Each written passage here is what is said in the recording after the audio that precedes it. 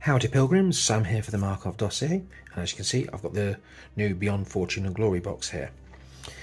Thought I'd open it up and take a look what's inside. First of all, let's have a look at the artwork, because this is lovely artwork. So we've got the John Henrys coming in here against some Sultanate cruisers. Ekron's in the background, and just over here you can see the platforms. And just here we've got what looks like Cheyenne submarines coming in.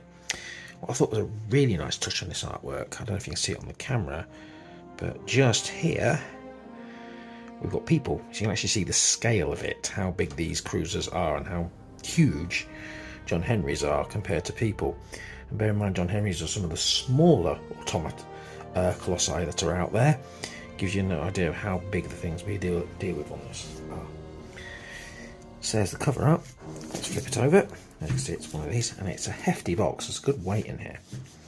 And you see the contents. So we're going to get 2 John Henrys, 2 Sultanate cruisers, a platform, and the rest of the Vanguard sprue from the Vanguard sprue. So we've got Ekrons, Cheyennes, and platforms.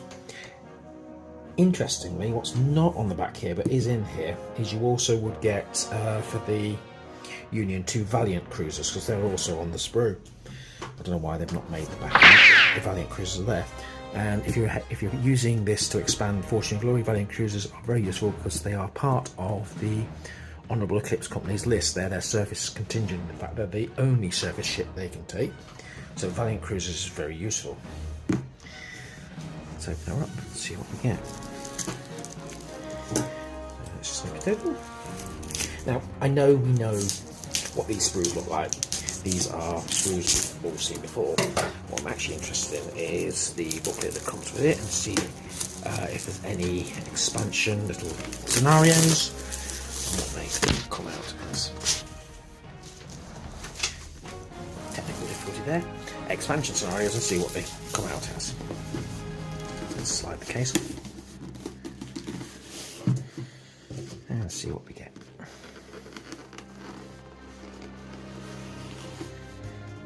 Okay, so straight away we've got the campaign booklet.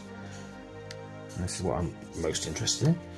So we've got a fluff introduction there, and we've got the encounters. Now I'm not going to put these on camera as such because obviously Walker wants to buy it. I'll give a discussion of what's in here later. So we've got a professional dispute, so it's an interesting setup. So you've just got the Union over there. Eye front eyes, that's a diagonal one. Interesting one there with a diagonal there. I've then got the build instructions, how to build the John Henrys, how to put the far platform, the large platform there. Now you only get one large platform, and if I remember rightly, that means you may struggle to build the tower, but most of us will have at least half a tower left over from some of the other platforms we've built, so you can still have the odd tower. Then you've got the instructions for the Sultanate ships. There we go. Oh, that's a nice close-up of the John Henry there. Yeah, and again, the instructions, unless I've missed it, no, the Valiant Cruiser just isn't in here. It's rather odd. I don't know why it's got missed off, but it definitely isn't a Valiant Cruiser on the sprue. Quick reference again for the critical damage, the damage disorders. Quick reference guide, so hopefully up to date one of them. I may copy those, and the game round there. So in total, let me just count how many scenarios they give you. 4 scenarios. 1, 2, 3, 4. No, 3 scenarios. So you get a professional dispute, eye for an eye, and hit and run. I'll have a look at those and what they actually involve later. 305 rulebook. Most of us have got this by now. That's not always good to have another copy. Counters, always need more counters. Always need more dice, and I'll be splitting these with Scott. And then we've got the sprues themselves, so the Ekrons, we know this stuff here. Let's have a look. So these are Sultanate sprues, looks of it. Yep. What was that? Something just dropped off. Thankfully it went into the box. Sultanate sprues. So that's 2 Sultanate sprues.